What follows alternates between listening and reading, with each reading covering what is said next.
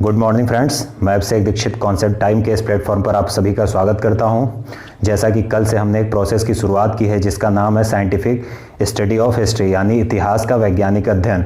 इस पूरे प्रोसेस का उद्देश्य यह है कि जिन भी स्टूडेंट्स को या आम लोगों को जो भी इतिहास समझना चाहते हैं, इतिहास में रुचि रखते हैं, ताकि वो अपने पूर्वजों का ज्ञान या अपना इतिहास बेहतर ढंग से समझ सकें और उसकी कहीं पर भी व्याख्या कर सकें या प्रस्तुति दे सकें, तो उनके लिए प्रोसेस है। क्योंकि अधिकांश लोगों को ये लगता है कि इतिहास एक बहुत बड़ा विषय है या उसे समझा नहीं जा सकता है। तो इस पूरे जो प्रोसेस चल रहा है scientific of study of history, इसका उद्देश्य यही है कि इतिहास को खेल खेल में समझाया जाए, इतिहास को कंपैरिजन एनालिसिस के द्वारा समझाया जाए। तो पहली वीडियो में हमने क्या डिस्कस किया था? पहली वीडियो में हमने डिस्कस किया था कि हिस्ट्री क्या होती है, इतिहास क्या होता है, और इतिहास को हमने 3 पार्ट्स में डिवाइड किया था। प्राग ऐतिहासिक काल यानी प्री हिस्टोरिक एज, फिर आद्य ऐतिहासिक काल यानी प्रोटो हिस्टोरिक एज, फिर ऐतिहासिक काल। तो अब हम क्या करेंगे, जो हमने सबसे पहला डिवीजन किया था प्री हिस्टोरिक एज, उसी से पढ़ना स्टार्ट करते हैं और समझेंगे कि प्री हिस्टोरिक एज मतलब क्या होता है। तो अगर हम बात करें प्री हिस्टोरिक एज की, अगर हम बात करें प्री हिस्टोरिक एज की यानी प्री हिस्टोरिक एज की, तो इसे हिंदी में कहते हैं प्राग ऐतिहासिक काल। इसे हिंदी में कहते हैं प्राग ऐतिहासिक काल, हासिक काल काल। तो प्री हिस्टोरिक एज को अगर आप ऐसे समझने का प्रयास करेंगे कि पहले आप एक एक पार्ट को समझते जाइए, तो बहुत कम चांस होता है कि आपको पूरा समझ में आए। तो मैं क्या करूंगा, इसमें थोड़ा साइंटिफिक तरीके से इसको कंपैरिजन एनालिसिस कराऊंगा यहाँ पर। अगर हम बात करें साइंटिफिक स्टडी की, तो हम प्राग ऐतिहासिक काल को 3 पार्ट्स में डिवाइड करते हैं या कर सकते हैं। प्राग ऐतिहासिक काल जो ये है, इसे हम 3 पार्ट्स में डिवाइड करते हैं। कैसे, आइए दिखाता हूँ आप लोगों को। अगर हम बात करें प्राग ऐतिहासिक काल की, तो इसे हम 3 पार्ट्स में डिवाइड करेंगे। इसका जो पहला डिवीजन होगा उसे हम बोलेंगे पैलियोलिथिक एज, पैलियोलिथिक एज, और इसे हिंदी में जो कहते हैं वो कहते हैं पुरा पाषाण काल, पुरा पाषाण काल। और इसका जो टाइम पीरियड माना जाता है, काल माना जाता है, वो है स्टार्ट से लेकर कब तक?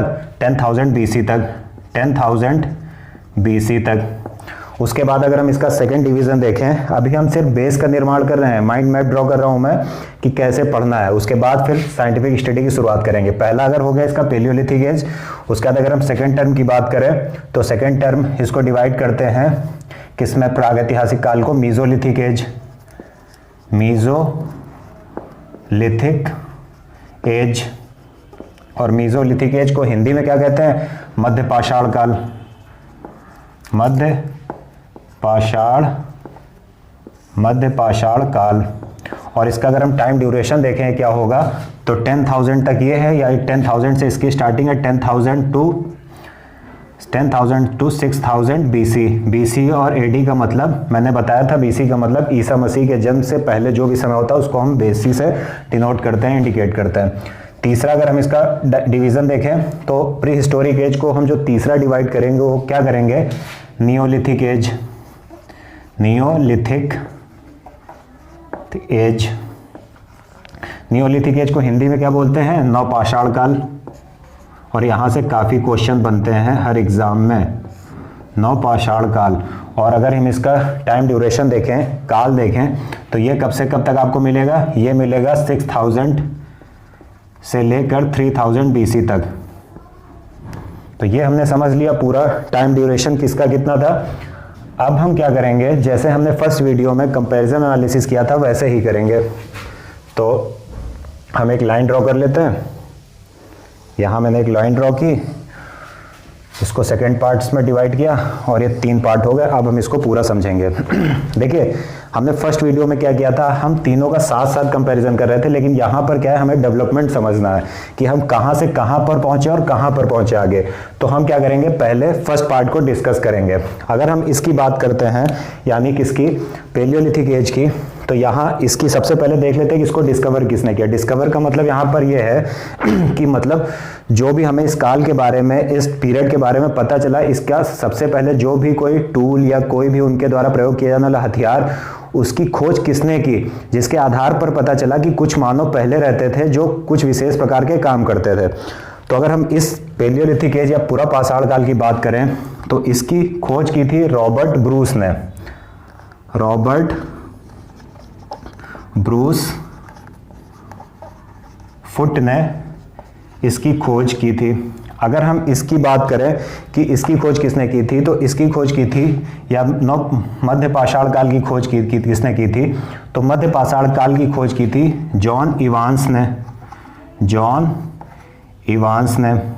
वहीं अगर हम देखें कि नव पाषाण काल की खोज किसने की थी, तो नव पाषाण की जिन्होंने खोज की थी उनका नाम था डॉक्टर प्राइम रोज। प्राइम रोज। अब बात करते हैं, ये हमने समझ लिया, अब हम साइंटिफिक स्टडी स्टार्ट करते हैं, वैज्ञानिक अध्ययन, कि कैसे हम आसानी से इसको याद रख सकते हैं। तो अगर हम बात करें सबसे पहले पूरा पाषाण काल की या पेलियोलिथिक एज की, तो पूरा पाषाण काल की बात करते हैं तो फर्स्ट पॉइंट हमने देख लिया इसकी खोज किसने की। सबसे पहले इनको ही दक्षिण में एक हैंडेक्स या कुल्हाड़ी मिली थी, उनका कोई इंस्ट्रूमेंट मिला था जिसके आधार पर इन्होंने बताया कि कुछ मानव पहले भी थे जो इस काल से संबंधित हैं। तो अब हम बात करते हैं पेलियोलिथिक एज की। यहाँ पर अगर हम बात करें, यहाँ का जो मानव था, जो ह्यूमन बीइंग था, उसको ना तो कृषि के बारे में पता था और ना वो पशुपालन करता था। तो क्या करेगा, उसके पास कोई उपकरण भी बहुत अच्छे नहीं थे। तो इसका मतलब है वो क्या करेगा, या तो कंदमूल खाएगा या पेड़ पौधे खाएगा या फिर वो जानवरों को मारकर खाएगा। तो यहाँ पर क्या था, वो क्या करता था, हंटिंग करता था।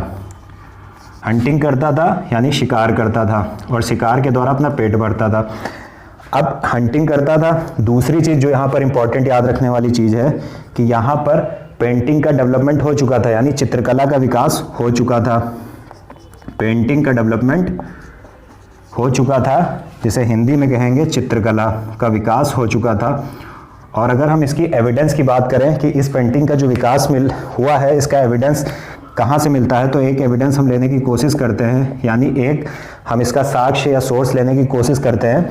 तो हम देखते हैं कि भीमबेटका गुफा, भीमबेटका केव में, यानी भीमबेटका गुफा जो कि मध्य प्रदेश में है, वहाँ पर इनकी पेंटिंग हमें मिलती है। और ये किस प्रकार की पेंटिंग होती थी, इन्होंने क्या किया है, जो स्टोन होते थे, जो पत्थर होते थे, उसमें खरोच कर चित्र बनाया, यानी किसी नुकीले चीज़ से उन्होंने बनाया है चित्र। और वो चित्र कैसे होते थे, वो चित्र कुछ इस टाइप में होते थे कि ऐसे अगर कोई स्टोन है तो उसमें ये ऐसे ऐसे मानव ड्रॉ कर देते थे या फिर गेंडा बना देते थे, ऐसे करके गेंडा बना देते थे। तो इसी प्रकार के सिर्फ उकेरे हुए चित्र हमें मिलते हैं।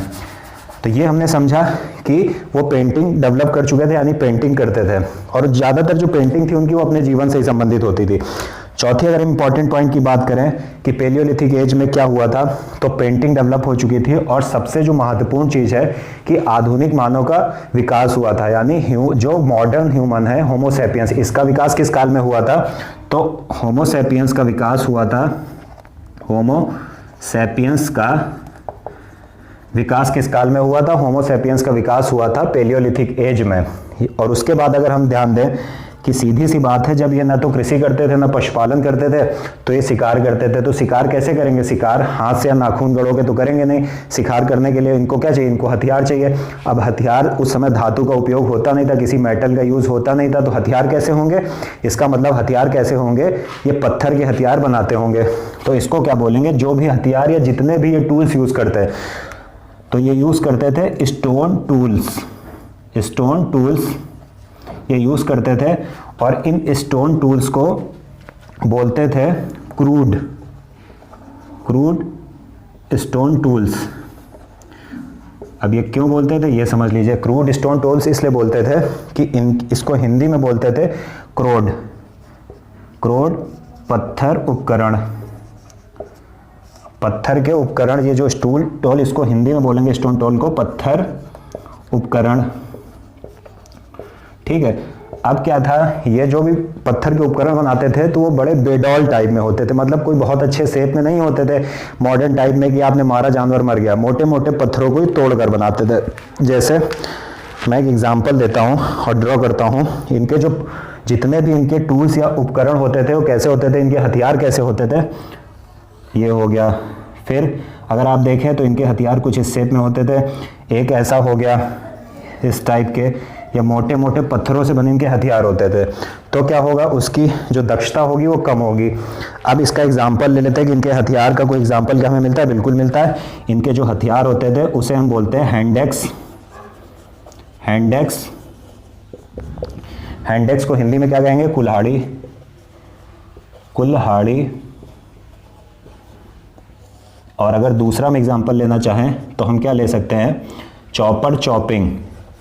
Chopper chopping, chopper chopping. और चॉपर चॉपिंग को हिंदी में क्या बोलते हैं, गड़ासा खंडक।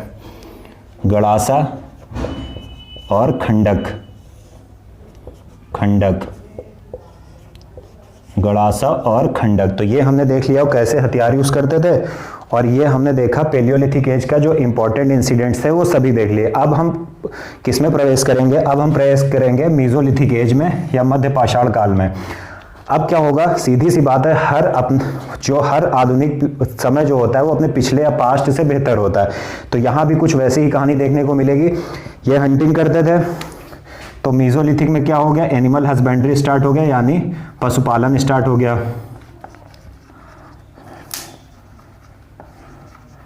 यानी क्या स्टार्ट कर दिया इन लोगों ने, पशुपालन। मध्यकालीन लोगों ने, मध्य पाषाणकालीन लोगों ने पशुपालन स्टार्ट कर दिया। और इसका एविडेंस हमें कहाँ मिलता है, इसका एविडेंस हमें मिलता है, अगर एविडेंस की बात करें हम तो एविडेंस मिलता है बागौर। और बागौर कहाँ पर है, राजस्थान। यानी भारत में जो मध्य पाषाणकालीन मानव के द्वारा जो पशुपालन किया जाता था उसका प्रथम साक्ष्य हमें एविडेंस कहाँ मिलता है, बागौर राजस्थान में।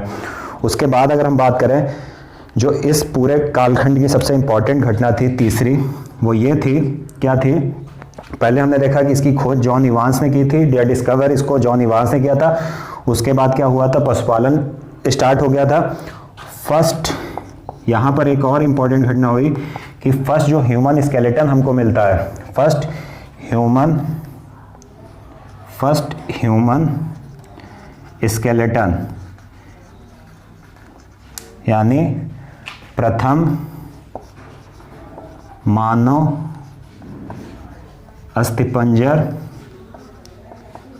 अस्थिपंजर हमें कहाँ मिलेगा, अस्थिपंजर हमें कहाँ मिलेगा, वो हमें मिलेगा मध्य पाषाण काल। इसका मतलब समझने का प्रयास कीजिए। और इसका मतलब क्या हुआ कि ये जो कालखंड है इसका कोई भी मानव का साक्ष्य यानी अस्थिपंजर भारत में नहीं मिलता है, लेकिन जो मीजोलिथिक टाइम पीरियड है इसका जो भारत में जो पहला मानव का अस्थिपंजर या स्केलेटन मिला है वो इस काल से संबंधित मानव है। इसका कोई भी मानव का साक्ष्य या अस्थिपंजर का साक्ष्य भारत में नहीं मिलता है।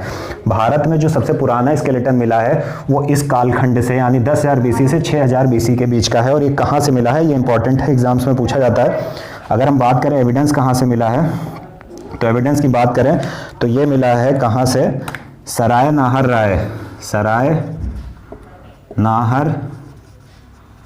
राय से मिला है, ये एक जगह है। और दूसरा कहाँ से, महदहा। सराय नाहर राय और महदहा ये दोनों कहाँ पर हैं, ये दोनों कहाँ पर हैं, ये दोनों हैं प्रतापगढ़ उत्तर प्रदेश में। रायबरेली के आगे प्रतापगढ़ पड़ता है और उसके आगे प्रतापगढ़ में ही ये दोनों जो पहला मानव ह्यूमन स्केलेटन मिला है वो कहाँ से मिला है, सराय नाहर राय और महदहा। और ये दोनों कहाँ पर है, प्रतापगढ़ में।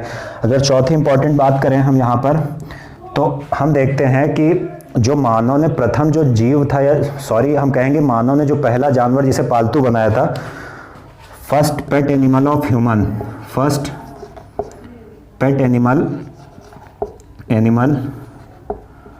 ऑफ ह्यूमन, वो प्रथम पालतू पशु, ठीक है, प्रथम पालतू पशु जिसे मानव ने पालतू बनाया था, प्रथम पशु जिसे मानव ने पालतू बनाया था वो क्या था, वो ये था डॉग, यानी कुत्ता। वो प्रथम जानवर था जिसे मानव ने पालतू बनाया था और पालना शुरू किया था। अगर हम लास्ट बात करें फिफ्थ बात करें कि इस कालखंड में क्या हुआ था, तो यहाँ पर हम देखते हैं जो स्टोन टूल्स होते हैं उनको क्रूड स्टोन टूल्स बोलते थे, और ये बेडॉल किस्म के होते थे, बड़े बड़े होते थे। लेकिन यहाँ पर जो क्या हुआ, आगे के समय में डेवलपमेंट हुआ और ये स्टोन टूल्स जो होते थे, स्टोन टूल्स या पत्थर के जो भी उपकरण होते थे, हथियार होते थे, इनको हम बोलने लगे माइक्रोलिथिक। माइक्रोलिथिक, इसको हिंदी में भी माइक्रोलिथिक ही बोलते हैं। और इनका शेप कैसा होता था, जैसा हमने यहाँ देखा बेडॉल होते थे, ये ब्लेड के आकार के होने लगे, जिससे क्या हुआ कि जो इस काल का मानव था उसे शिकार करने में आसानी होने लगी। यानी अब जो एग्जाम्पल इसका आप ले सकते हो वो लिख सकते हो ब्लेड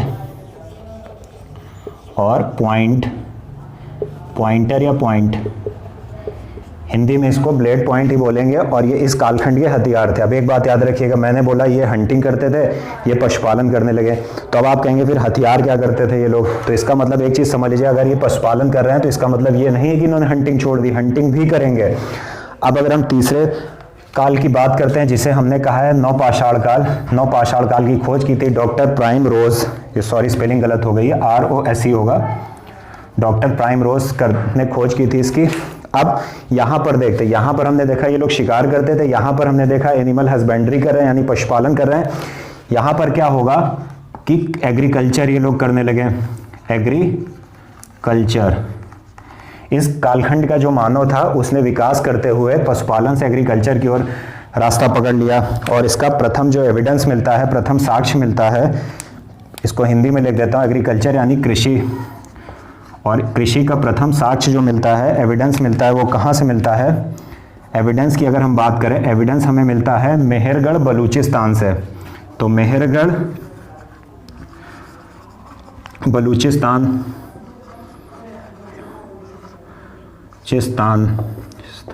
और ये बलूचिस्तान कहाँ पर है? मेहरगढ़ एक जगह है जो बलूचिस्तान में है, और बलूचिस्तान पाकिस्तान का प्रांत है, एक स्टेट है।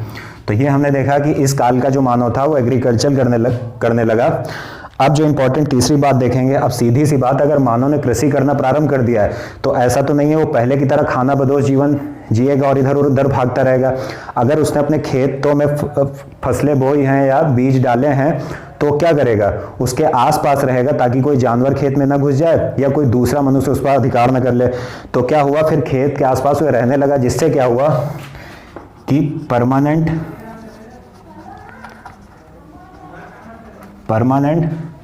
स्टेबल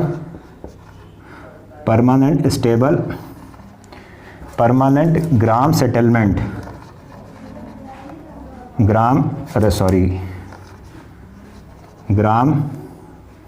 परमानेंट विलेज सेटलमेंट की शुरुआत हुई। सेटलमेंट MENT, यानी इसको हिंदी में क्या बोलेंगे? स्थायी ग्राम बस्तियां बनना शुरू हो गई। और ये क्यों बनी? क्योंकि जब एग्रीकल्चर लोग करने लगे तो उनके जीवन में स्टेबिलिटी आई, स्थायित्व आई, और फिर वो जहाँ पर अपने बीज डालते थे, जिन जगहों पर, जिन खेतों पर बीज डालते थे, उनके आसपास उन्होंने रहना शुरू कर दिया। जब रहने लगे तो क्या होगा? परमानेंट विलेज का निर्माण होने लगा। अब सीधी सी बात है, अगर उन्होंने एग्रीकल्चर करना शुरू किया है तो जब जो भी उपज होगी उसको रखने के लिए उनको बर्तन की ज़रूरत होगी। तो यहाँ से हम देखते हैं क्या हुआ, पोल्ट्री कंस्ट्रक्शन शुरू हो गया। पोल्ट्री कंस्ट्रक्शन शुरू हो गया। कंस्ट्रक्शन यानी हिंदी में कहें तो मृदभांड निर्माण शुरू हो गया। मृदभांड निर्माण शुरू हो गया, ये हम देखते हैं। अब हमने देखा यहाँ पर मृदभांड निर्माण शुरू हो गया। और जो इम्पॉर्टेंट एक चीज़ और थी इस कालखंड की, वो हम देखेंगे कि यहाँ पर क्या हुआ, फर्स्ट यूज ऑफ मेटल हुआ, यानी धातु का जो प्रथम प्रयोग हुआ इतिहास में वो नवपाषाण काल में हुआ। यानी फर्स्ट यूज ऑफ मेटल यानी धातु का प्रथम प्रयोग। धातु का प्रथम प्रयोग जो हुआ, धातु का प्रथम प्रयोग हुआ वो नियोलिथिक एज यानी नवपाषाण काल में हुआ। और वो धातु कौन सी थी? वो धातु थी कॉपर, जिसे हिंदी में कहते हैं तांबा। तो एग्जाम में पूछा जाता है मानव के द्वारा प्रयोग की जाने वाली पहली धातु कौन सी थी? तो मानव के द्वारा प्रयोग की जाने वाली पहली धातु तांबा थी और उसका प्रयोग नवपाषाण काल में हुआ था। उसका लास्ट अगर हम बात करें, यहाँ पर नवपाषाण काल में मानव ने पहिए की खोज कर दी थी। जो हम गाड़ियाँ देखते हैं, इसकी जो लकड़ी के पहिए की खोज मानव ने की थी, वो किस काल में की थी? वो नियोलिथिक एज में की थी। तो invention of wheel, invention of wheel, पहिए का आविष्कार,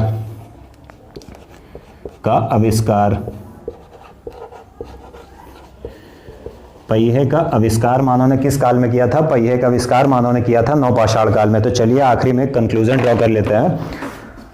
प्री हिस्टोरिक एज, प्रागैतिहासिक काल को हम 3 भागों में विभाजित कर सकते हैं, Palaeolithic age, Mesolithic age, Neolithic age. इसका कालखंड है शुरुआत से लेकर 10,000 बीसी तक, इसका है 10,000 से 6,000 बीसी तक, इसका है 6,000 से 3,000 बीसी तक। अब अगर हम बात करें खोज की, तो इसकी खोज की थी रॉबर्ट ब्रूस फुट ने, इसकी खोज की थी जॉन इवांस ने, और नवपाषाण काल की खोज की थी डॉक्टर प्राइमरोज ने। ये लोग क्या करते थे? ये लोग अपनी जीविका चलाने के लिए, पेट भरने के लिए हंटिंग करते थे। उसके बाद इन्होंने चित्रकला प्रारंभ यानी पेंटिंग करना प्रारंभ कर दिया था। और इसका एग्जाम्पल हमें कहाँ मिलता है? एविडेंस कहाँ मिलता है? भीमबेटका की गुफाओं में, मध्य प्रदेश में स्थित है। जो होमोसेपियंस मानव है, जिसे मॉडर्न ह्यूमन कहते हैं, आधुनिक मानव कहते हैं, उसका विकास किस काल में हुआ? उसका विकास हुआ था पेलियोलिथिक एज या पुरापाषाण काल में। इस काल का जो मानव था वो पत्थर से हथियारों का, उपकरणों का निर्माण करता था। और ये पत्थर के जो हथियार इन्होंने बनाए, इनको कहते थे हैंडेक्स, चॉपर चॉपिंग, हिंदी में कुल्हाड़ी, खंडक, गड़ासा। और ये बेडॉल किस्म के उपकरण होते थे या हथियार होते थे। उसके बाद मानव विकास करके मध्य पाषाण काल में पहुंचा। यहाँ पर क्या हुआ? इसकी खोज की थी जॉन इवांस ने, और ये लोग यहाँ पर हंटिंग करते थे। इन्होंने धीरे धीरे पशुपालन स्टार्ट कर दिया, लेकिन यहाँ ये याद रखिएगा कि हंटिंग छोड़ा नहीं था, हंटिंग फिर भी करे थे। उसके बाद अगर हम तीसरी बात करें, जो प्रथम मानव अस्थिपंजर भारत में मिला है, वो मिला है फर्स्ट ह्यूमन स्केलेटन जो मिला है, वो हमें मिला है मध्य पाषाण काल का। इसके पहले का जो मानव है, उसका कोई भी अस्थिपंजर भारत में नहीं मिला है। जो सबसे पुराने मानव का अस्थिपंजर मिला है, वो किस काल से रिलेटेड है? मध्य पाषाण काल से। और ये अस्थिपंजर मिला है सराय नाहर राय और महादहा। ये दोनों कहाँ पर हैं? ये दोनों उत्तर प्रदेश के प्रतापगढ़ में हैं। जो मानव ने प्रथम जो पशु जिसको पालतू बनाया था, first pet animal of human, वो कौन सा था? वो कुत्ता था। उसके बाद यहाँ पर पत्थर के जो उपकरण बनते थे, वो बेडॉल किसके होते थे? यहाँ पर जो उपकरण बने उनको माइक्रोलिथिक बोलते थे, और वो बहुत नुकीले होने लगे, जिन्हें क्या बोलते थे? ब्लेड बोलते थे या पॉइंट बोलते थे। यहाँ से विकास करके मानव पहुंच गया नवपाषाण काल में, यानी नियोलिथिक एज में। नियोलिथिक एज की खोज की थी डॉक्टर प्राइमरोज ने, और यहाँ पर मानव ने एग्रीकल्चर यानी कृषि का विकास कर दिया था, और मानव कृषि करने लगा था। और इसका प्रथम साक्ष्य कहाँ मिलता है? इसका प्रथम साक्ष्य मिलता है मेहरगढ़, जो कि बलूचिस्तान में स्थित है, और बलूचिस्तान पाकिस्तान का एक प्रांत है।